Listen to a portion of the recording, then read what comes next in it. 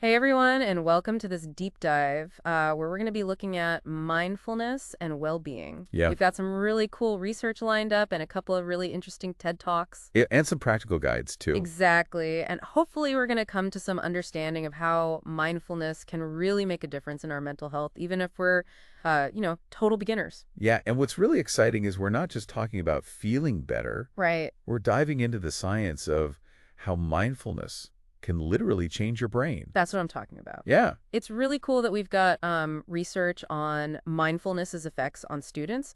We've got, as we said, a couple of really insightful TED Talks and even some practical guides on how to actually bring mindfulness into our everyday lives. it sounds like you're interested in not just understanding what mindfulness is, Right. but how you can actually use it to improve your own well-being. Exactly. So it's one thing to read about it, Yeah, but how do we actually make it work for us in our lives? right.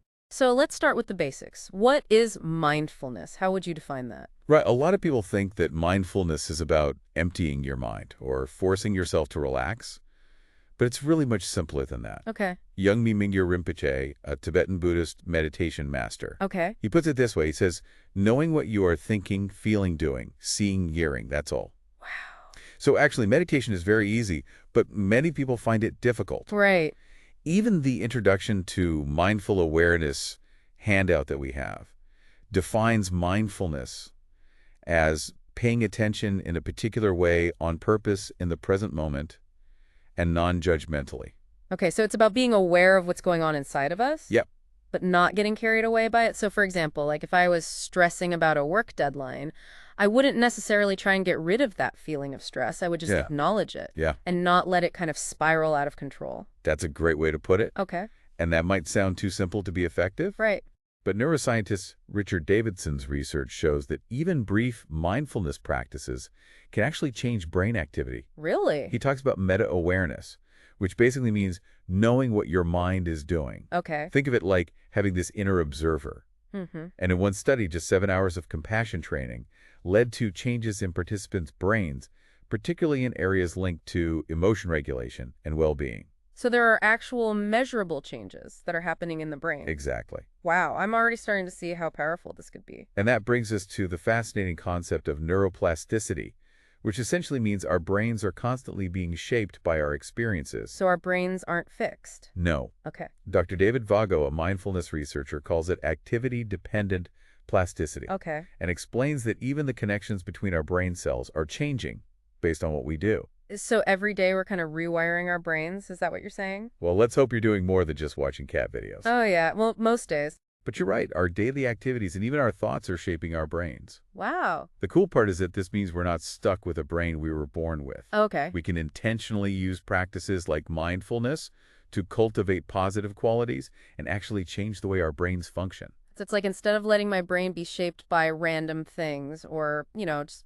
whatever's happening in my day, Yeah, I can be more deliberate about what I'm feeding it, so to speak. exactly. So how does this relate back to the research on students and well-being? That research paper you shared found a strong positive correlation between mindfulness and well-being. Uh-huh. The more mindful the students were, the higher they scored on measures of well-being. Okay, so that makes sense because if you're more aware of your thoughts and feelings, you're probably better equipped to deal with, the stresses and negative emotions that come with being a student. Exactly. And while that particular study focused on students, there's a growing body of research showing similar positive effects in diverse populations, Okay. including nurses who face a lot of workplace stress. Yeah, for sure. This suggests that cultivating mindfulness could lead to real improvements in how we feel overall. So it's not just about feeling calmer in the moment, it's Right. about creating lasting changes Yeah. in our brains and our well-being. That's pretty amazing. It really is. And to understand how these changes happen, let's take a look at Richard Davidson's TEDx talk, where he outlines 4 pillars of a healthy mind: awareness, connection, insight, and purpose. I've seen that one. I really like how neatly those connect to mindfulness, but I have to admit I was a little confused by what he said about the 2 types of learning, declarative and procedural learning. Oh, yeah, Can you help me unpack that? of course. So declarative learning is basically learning about things, Okay, like memorizing facts or concepts. got it. Procedural learning, on the other hand, is learning by doing, think of it like learning to ride a bike. Okay, You can read all the books in the world about biking, right. but you won't actually learn until you get on and try it. Yeah, that's a great analogy. So mindfulness is more about procedural learning. Okay. It's about training your mind through practice and actually rewiring your brain for greater well-being. So instead of just knowing about mindfulness, we have to actually practice it. Well, Exactly. okay. Davidson even explains how each pillar is connected to specific brain processes. Uh-huh. For example, strengthening connections through practices like loving-kindness meditation actually boosts the neural circuits linked to empathy and compassion. So it's like working a muscle. The more you use it, the stronger it gets. Exactly. Okay, but what about those times, when you sit down to meditate Yeah, and, your mind just won't quiet down? Your thoughts are racing like a hamster on a wheel. that's a great question. And it's something that both Yongey Rinpoche and the Introduction to Mindful Awareness handout address. Okay. They acknowledge that feeling overwhelmed by thoughts and emotions is a common challenge, especially for beginners. So what do you do when that happens? Yeah, is there a trick to stopping your mind from wandering? Right. It's not really about stopping your thoughts altogether, but learning to relate to them differently. Okay. Remember, mindfulness is about observing without judgment. Uh-huh.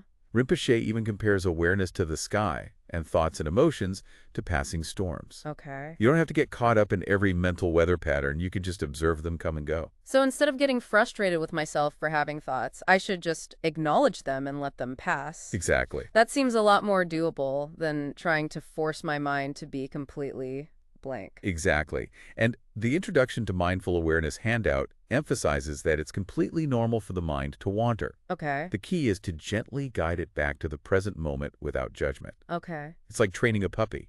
You wouldn't punish it for being a puppy. Right. You just patiently guide it over and over again until it learns the desired behavior. I love that analogy. So, even with patience, starting something new can feel overwhelming. Yeah. What advice do they give for people just starting out with mindfulness? Well, they both suggest starting small, even with just a few minutes of practice each day. Okay, Consistency is key here, even more than the length of your practice sessions. Small steps taken consistently can lead to significant changes over time. so it's not about suddenly meditating for an hour a day. Right. It's about incorporating these small moments of awareness into your daily life. Exactly. So how do we actually do that? What are some practical ways to bring mindfulness into our everyday lives? Well, the mindful awareness practice in Daily Living Handout has some fantastic techniques that you can use. Okay. It covers everything from mindful eating to mindful walking to even turning your commute into a mindful experience. Wow. There's really something for everyone. What stands out to you? Well, I'm really intrigued by the mindful eating. Oh, yeah? I tend to eat on autopilot, especially when I'm stressed. And I love how the handout gives this step-by-step guide on how to savor each bite and really be present with the whole experience of eating. That's a great way to start with. And the mindful transit section is a game changer for anyone who spends time commuting. Right. Imagine turning what's usually a stressful experience into an opportunity to cultivate awareness and reduce anxiety. Yeah, and all of that without having to add anything new into our schedules. Exactly. This is blowing my mind. I can already see how these simple practices could start to shift my perspective and bring more awareness to my everyday life. And remember, as you're practicing these techniques, you're not just learning a new skill. Uh-huh. You're also strengthening those neural circuits associated with awareness, connection, insight, and even purpose. It's a beautiful cycle. Wow, I'm feeling so energized by all of this. That's the beauty of mindfulness. It's like a whole new world of possibility is opening up. It's not about adding more to your already busy life. Right. It's about learning to be present with what already is, and through that presence, finding greater peace, clarity, and well-being. I'm totally on board with that. We've covered so much ground already. Maybe this is a good place to pause and let everything sink in for a bit. That sounds like a great idea. Let's take a moment to reflect on what we've learned so far, and we'll be back soon to explore even more about how you can incorporate mindfulness into your life. Sounds great. Welcome back. I don't know about you, but I am feeling really inspired by all this talk about mindfulness and the potential to actually change our brains. It's truly fascinating stuff, isn't it? As we delve deeper, I'd love to hear what stood out to you most from our discussion so far. Honestly, the whole idea that our brains aren't fixed, we've been talking about this idea of neuroplasticity. Yeah? And I'm really starting to see how mindfulness can be this tool that helps us to intentionally shape our minds in a positive way. Yeah, that's a great takeaway. It's not about being stuck with negative habits or thought patterns. Right. Mindfulness offers a way to step out of those and create new positive ones.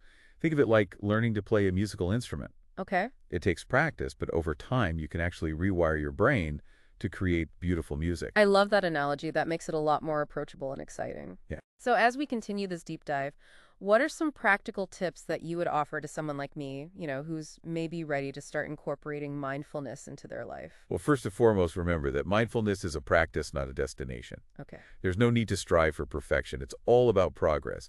You're going to have days when your mind feels like a wild monkey, swinging from thought to thought. Oh, tell me about it. Some days it feels like I'm meditating in a zoo. Exactly, and that's perfectly normal. The key is to simply notice when your mind has wandered and gently bring it back without judgment. Okay.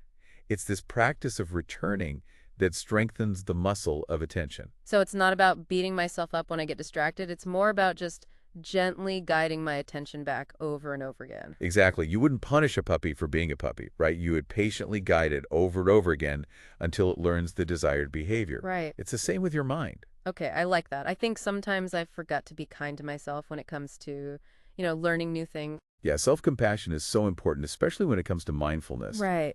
It takes time, patience, and a willingness to be kind to yourself along the way. So it's okay to stumble and start again. Absolutely. In fact, it's essential. Every time you notice your mind has wandered and you bring it back, you're strengthening those neural circuits associated with awareness. That's really reassuring to hear. Good. What else should I keep in mind as I'm kind of starting to explore different mindfulness techniques? Another important point is to find a practice that resonates with you.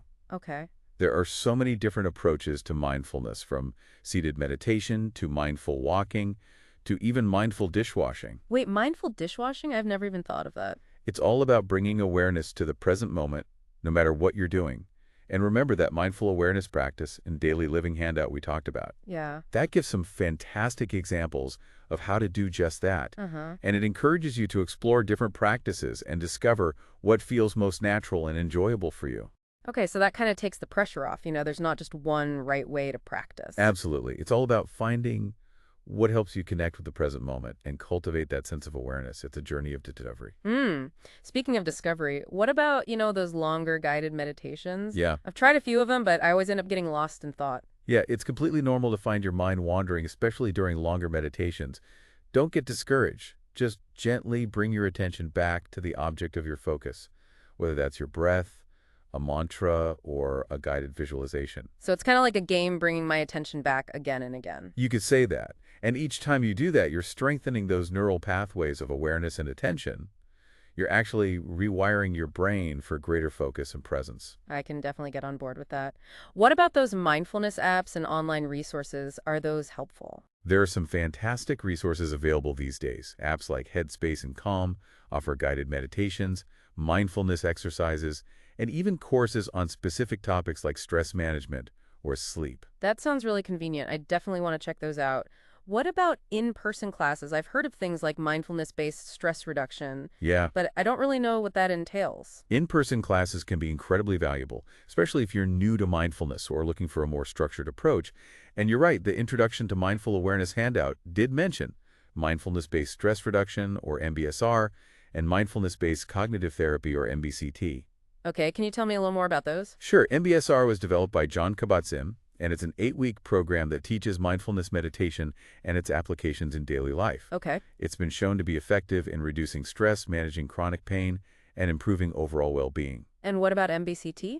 MBCT is also an 8-week program, but it's specifically designed to prevent relapse in people who have recovered from depression. Oh, wow. It combines mindfulness practices with cognitive therapy techniques to help participants identify and manage negative thought patterns. So if someone's, struggling with depression, MBCT could be a really valuable resource. Absolutely, and both MBSR and MBCT are typically taught in group settings, which can provide a sense of community and support. I love that there's something really powerful about learning and practicing alongside other people who are on a similar journey. Yeah, it could be incredibly motivating and inspiring to connect with like-minded individuals. As I'm thinking about all these different approaches to mindfulness, one thing that I'm noticing is I'm feeling a little overwhelmed. Yeah. Like there are so many options. Where do I even begin? What would you say is the most important thing to remember as I'm kind of embarking on this mindfulness journey? I think the most important thing is to be patient with yourself. Mindfulness is a journey of self-discovery, and there will be ups and downs along the way.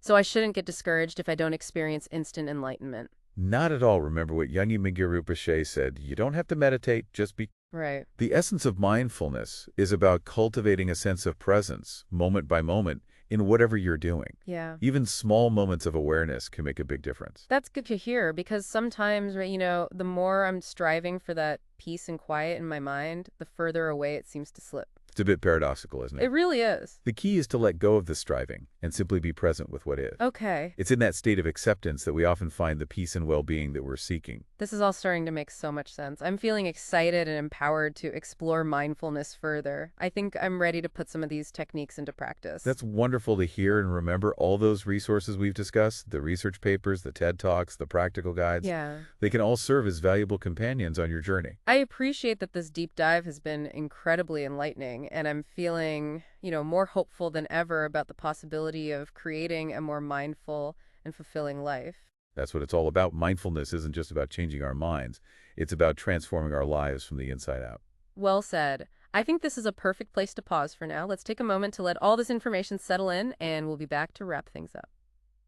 Welcome back to the deep dive, ready to kind of put a bow on this exploration of mindfulness and well-being. Absolutely. It's been quite a journey, hasn't it? It really has. And, we started by kind of unpacking what mindfulness actually is and explored how it impacts our brains and even dove into some practical techniques for actually incorporating mindfulness into our daily lives. Yeah, and what's been so cool for me is to see, how you're connecting these concepts to your own experience Yeah. and your own aspirations for a more mindful life. Well, I appreciate that, you've made this topic really engaging for me. And as we wrap up, what key takeaways would you want our listeners to walk away with? Well, if there's one thing I hope you remember, it's that incredible power of neuroplasticity. Our brains aren't static. They're constantly changing and adapting to what we do, even to what we think. Wow. And that means we have the power to shape our own minds through practices like mindfulness. So even if we've developed negative habits or thought patterns, we're not doomed to stay stuck with them. Exactly. Mindfulness offers a way to become aware of those automatic patterns and create new, more positive ones. Hmm. It's like learning a new skill. It takes time and effort, but we can absolutely rewire our brains for greater well-being. It's amazing to think that something as simple as paying attention can have such a profound impact on our, mental and even physical health. Absolutely. And research shows that this is true. Mindfulness has been shown to help reduce stress, anxiety, depression. It can even help us sleep, better boost our immune system, potentially even slow down cellular aging. It's like a superpower. It is a superpower. And the best part is it's available to everyone.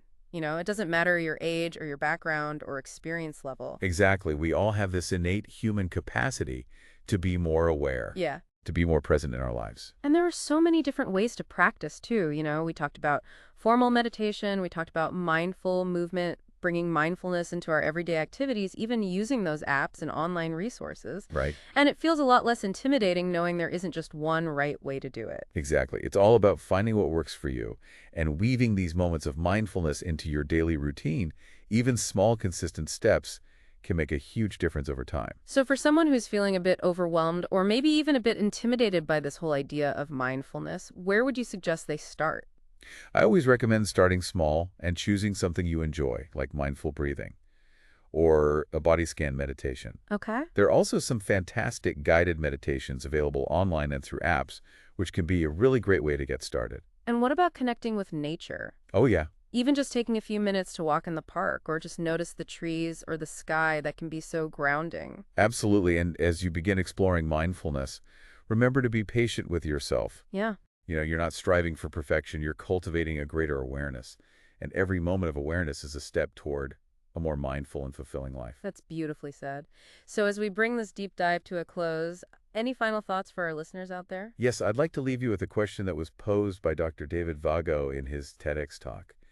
What will you fill your mind with knowing the power it has to shape your brain and your life? That's powerful. It really challenges us to be mindful, not just of our thoughts and emotions, but also the information that we consume and the experiences that we choose to engage in. Exactly. Every moment presents an opportunity to nourish our minds with positivity, kindness, connection. Mm. By making those choices, we're not only transforming our own lives, but contributing to a more compassionate and mindful world. Thank you so much for sharing your wisdom and insights with us today. It's been an absolute pleasure exploring the world of mindfulness with you. The pleasure was all mine, and to all of our listeners out there, remember to keep practicing, keep exploring, and keep believing in the power of your own minds to create positive change. Until next time, stay curious And stay mindful.